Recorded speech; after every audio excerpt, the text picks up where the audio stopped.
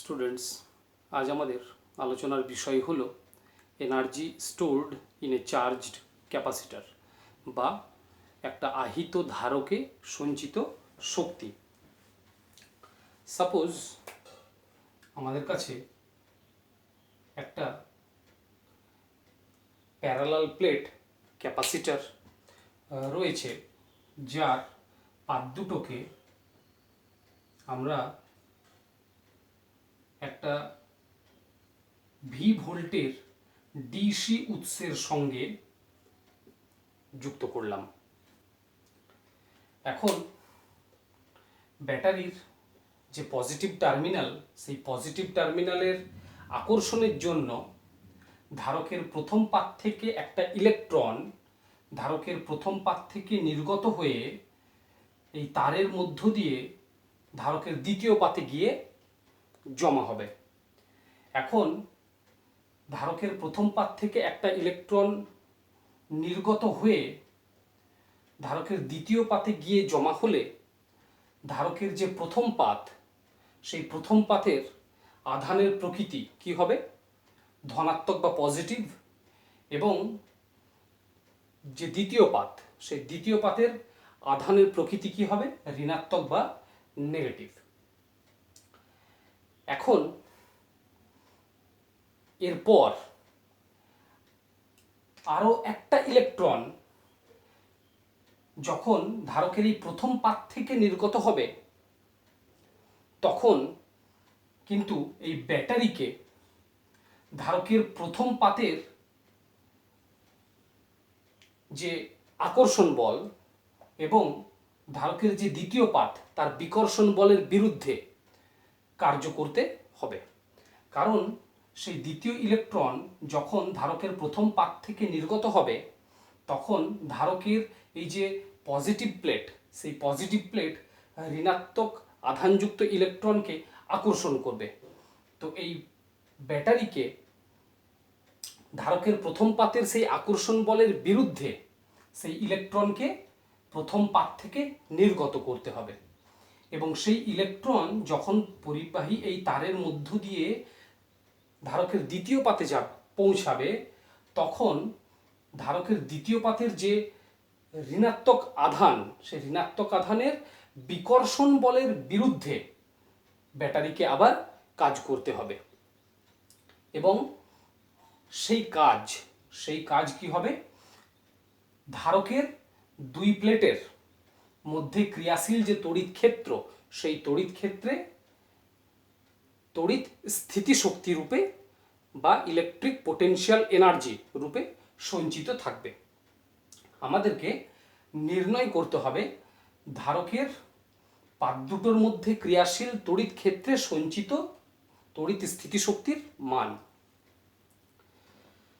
Suppose এই পদ্ধতিতে যখন ক্যাপাসিটর চার্জ হচ্ছে, সেই অবস্থায় কোনো এক মুহূর্তে ধারকের আধান হলো কিউ, এবং সেই অবস্থায় ধারকের পাত দুটোর মধ্যবর্তী যে বিভব পার্থক্য, সেটা হলো স্মল ভি। তাহলে আমরা কি লিখতে পারবো? C is equal to Q by V. এখন ধারকের এই প্রথম পাত থেকে খুব ক্ষুদ্র পরিমাণ আধান ডিকিউকে ধারকের প্রথম পাত থেকে নিয়ে এসে ধারকের দ্বিতীয় পাতে স্থানান্তরিত করতে ব্যাটারিকে ধারকের প্রথম পাতের আকর্ষণ বল এবং ধারকের দ্বিতীয় পাতের বিকর্ষণ বলের বিরুদ্ধে কি পরিমাণ কাজ করতে হচ্ছে? সেটা হচ্ছে ডিডাব্লিউ। যেহেতু আধানের পরিমাণ খুবই ক্ষুদ্র ডিকিউ, তাই ব্যাটারি যে পরিমাণ কাজ করছে সেটাও হবে খুবই ক্ষুদ্র, দ্যাট ইজ ডিডাব্লিউ। তাহলে ডিডাব্লিউ কি হবে? ডিডাব্লিউ হবে ভি ইন্টু ডিকিউ। এখন ভি তার জায়গায় আমরা কি লিখব? এই সমীকরণ থেকে Q by C into DQ.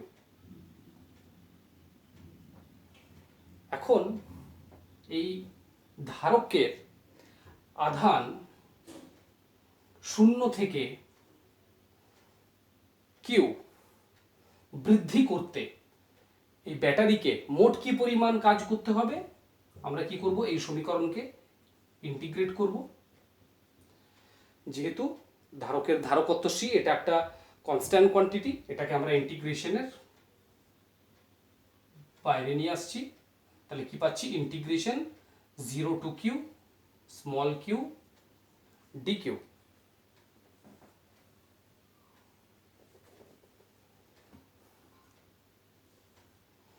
অতএব W is equal to 1/c small q d q, তার ইন্টিগ্রেশন হচ্ছে কিউ স্কোয়ার বাই 2, লিমিট হচ্ছে 0 to q। এখন আমরা যদি এই লিমিটগুলো বসাই তাহলে আমরা কি পেয়ে যাব, কিউ স্কোয়ার বাই 2c। তাহলে আমরা পেয়ে গেলাম এই ধারকের আধান শূন্য থেকে কিউ পর্যন্ত বৃদ্ধি করতে এই যে ব্যাটারি বা এই যে তড়িৎ উৎস, তাকে মোট কি পরিমাণ কার্য করতে হচ্ছে, কিউ স্কোয়ার বাই 2c। আর এই কার্য ধারকের যে পাত দুটো তাদের মধ্যে ক্রিয়াশীল যে তড়িৎ ক্ষেত্র, সেই তড়িৎ ক্ষেত্রে তড়িৎ স্থিতিশক্তি বা ইলেকট্রিক পোটেনশিয়াল এনার্জি রূপে সঞ্চিত থাকবে। আর এই তড়িৎ স্থিতিশক্তিকে আমরা প্রকাশ করি ক্যাপিটাল ইউ চিহ্ন দিয়ে। তাহলে ধারকে সঞ্চিত তড়িৎ স্থিতিশক্তির মান হলো কিউ স্কোয়ার বাই 2c। এখন যখন ধারকের আধান হলো কিউ, সেই অবস্থায় আমরা কি লিখতে পারি, Q is equal to C into V, যেখানে ভি হলো ধারকের পাত দুটোর মধ্যে বিভব প্রভেদ। আচ্ছা, এই মানকে যদি আমরা এই সমীকরণে বসাই তাহলে কি পাবো, C V whole square by 2c that is equal to half of C into V square. তাহলে ধারকের সঞ্চিত তড়িৎ স্থিতিশক্তির মানকে আমরা এইভাবে প্রকাশ করতে পারি, অর্থাৎ U is equal to half of C into V square. আচ্ছা, half of C into V, half C V that is equal to Q, তাহলে কিউ ইন্টু ভি। তাহলে ধারকের সঞ্চিত তড়িৎ স্থিতিশক্তিকে আমরা আবার half of Q into V এইভাবেও কিন্তু প্রকাশ করতে পারি। আচ্ছা, এখানে একটা উল্লেখযোগ্য বিষয় হলো ধারকের পাত দুটোর যে আধান সেটা হলো কিউ। এখন ধারককে এই কিউ আধানে আহিত কে করছে, ব্যাটারি। এখন ব্যাটারি ধারককে এই কিউ আধানে আহিত করতে ব্যাটারি কি পরিমাণের কার্য করছে, W is equal to V into Q. অর্থাৎ ব্যাটারি ধারককে এই কিউ আধানে আহিত করতে কি পরিমাণের শক্তি ব্যয় করছে, ভি ইন্টু কিউ পরিমাণ। আমরা কি দেখছি, ধারকের পাত দুটোর মধ্যে ক্রিয়াশীল যে তড়িৎ ক্ষেত্র, সেই তড়িৎ ক্ষেত্রে কি পরিমাণের শক্তি সঞ্চিত থাকছে, সেটা হচ্ছে half of V into Q. তাহলে ডেল্টা ই, অর্থাৎ এই দুটো শক্তির মধ্যে যে পার্থক্য সেটা কত, V Q minus half of V Q that is equal to half of V Q. অর্থাৎ এই ধারককে এই কিউ আধানে আহিত করতে ব্যাটারি যে শক্তি ব্যয় করছে, অর্থাৎ ভি ইন্টু কিউ, তার যে অর্ধেক পরিমাণ শক্তি, সেই অর্ধেক পরিমাণ শক্তি আমরা কি দেখছি, নষ্ট হয়ে যাচ্ছে। আর বাকি অর্ধেক পরিমাণ শক্তি ধারকের পাত দুটোর মধ্যবর্তী যে তড়িৎ ক্ষেত্র, সেই তড়িৎ ক্ষেত্রে সঞ্চিত থাকছে। তাহলে এই বাকি অর্ধেক পরিমাণ শক্তি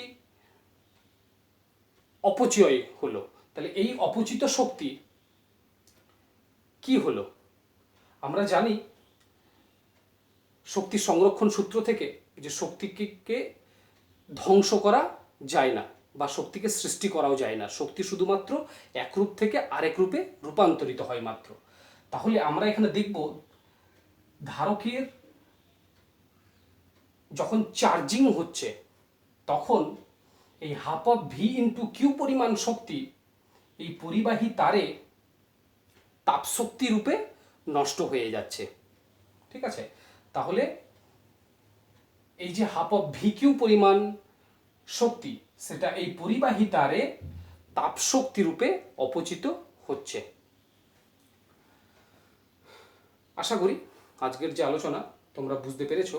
এই টপিক রিলেটেড তোমাদের মনে যদি কোনো কোয়েশ্চেন থাকে আমাকে অবশ্যই তোমরা কমেন্ট করে কমেন্ট বক্সে জানাবে, আমি তার অবশ্যই উত্তর দেওয়ার চেষ্টা করব।